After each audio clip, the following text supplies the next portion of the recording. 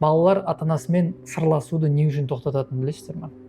Себебі балаға ақыл айтатын емес, оны тыңдайтын адам керек. Мысалы, бір апта бойы дайындалдым, бірақ бәрібір төмен баға алдым. Ой, значит, сен дұрыс дайындалмағансың ғой, келесі жолы көбірек оқысаң, нормально баға аласың. Мені ешкім түсінбейтін сияқты. Ой, осы сен қай-қайдағыны айта бересің, бәрі нормально ғой. Мен қатты шаршап кеттім. Сен бе не үшін шаршап жүрсің? Ой, мен сен жасымда, мен таңғы 5-те тұрып, мал бағып, күні бойы жұмыс істеп жүре беретін едік қой, сендерге не болған? Сонда мен соңғы кездері қатты қиналып кеттім. Ой, сен әлі өмірдің қиындықтарын көрмедің ғой, вот жұмысқа тұр, сол кезде көреміз әлі. Осы жағдайлардың ешқайсысында бала сізден ақыл сұрап тұрған жоқ. Ол өзіне лекция айтқанды қаламайды. Оны басқа бірімен салыстырғанды қаламайды. Ол тек бір нәрсе ғана қалап тұр, сізді оны естуіңізді. Кейде мынандай қарапайым сөздердің өзі жеткілікті.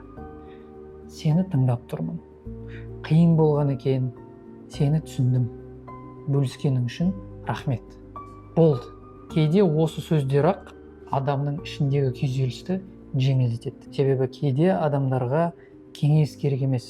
Оларға сіздің оны естігеніңіз, болмаса оны түсінгеніңіздің өзі жеткілікті болуы мүмкін. Бүгін жақын адамдардың біреуі сізге проблемасын айтып келсе, оған сразу ақыл айтпай, сені түсіндім деп айтып көріңіз.